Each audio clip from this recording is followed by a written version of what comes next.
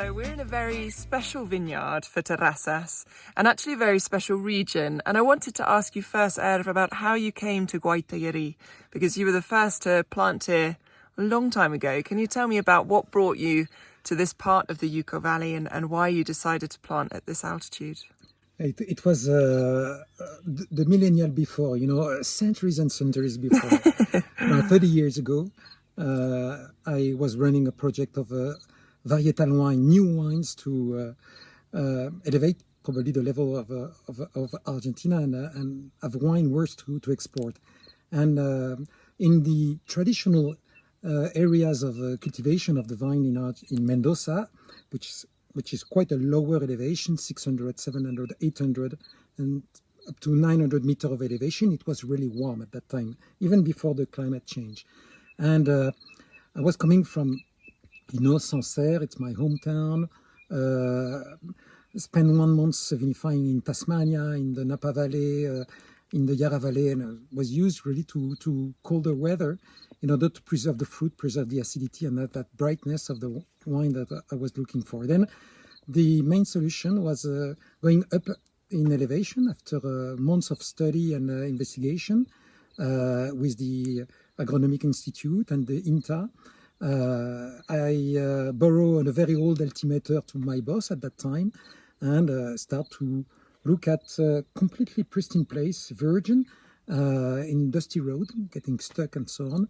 And Gualtallary was quite accessible because we were based in Luján de Cuyo, and Tupungato is the first city at the north of the valley that you meet when you go in the Uco Valley. And from Tupungato, I was looking up the hillside to the west, and that's Gualtallary that first appeared. And going up and up and up, we found a property not for sale, and after discussing with the farmer, with the owner, he finally sold us. But it wasn't 1 hectare, 2 hectare, or 10 hectare to try. It was everything or nothing, and we ended up buying a property of nearly 200 hectares, absolutely not cultivated. And to cultivate it, we had to send an agronomist several months in a kibbutz in Israel, in Metzerplast, in order to learn everything about drip irrigation, in order to import the first drip irrigation ever in Argentina, in order to cultivate the uneven soil of this hillside of Gualtallary. Excellent. And which year was this?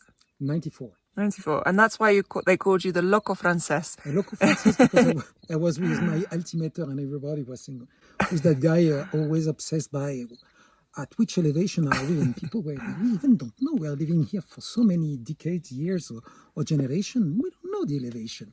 Why do you want that? Yeah, because that relationship between elevation, each time you go up 100 meters, you lose 1 degree Celsius of temperature. You lower the average temperature, and you have a thermic amplitude, which is amazing. It's cold now at night. It has been 30 or more than 30 during the day. And elevation for me was this impact on temperature that we were looking for. Excellent. And that was Caycayen, the first. First was Caycayen. Fantastic. And now, Marcos, we're in a relatively newer vineyard and much higher altitude, and the highest here in Gualtallary. Can you tell us about El Espinillo and what's kind of distinctive about the terroir here and how that reflects in your Malbec? So we are in a really high, extreme altitude, this 1,650 meters of elevation, which means in terms of average temperature, cool region, Winkler I, that brings into the Malbec a unique expression of this very extreme, very close to the mountain style of Malbec. Actually, in blind tasting, many people, it doesn't smell like Malbec. They don't feel like it's a Malbec. It brings the aromas of the Espinillo, spices, tomillo, rosemaries into the wine, very, we call thiols, family flavors that are not usual or not easy to find in Malbec.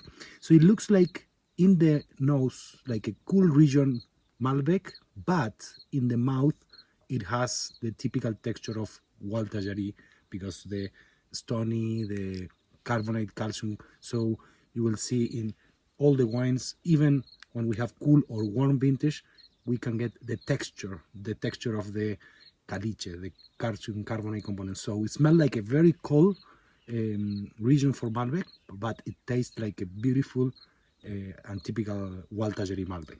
Excellent. We used to say that this is beautiful because it doesn't smell Malbec. It smells El Espinillo. It smells the place which dominates the type of grapes. And I think that this is the definition of the great terroirs, when it dominates the type of grapes. The type of grapes is an interpret, is a soloist, but the music score is the place. And we love to say that basically it smells only this place. This page. Excellent. Fantastic. Thank you very much.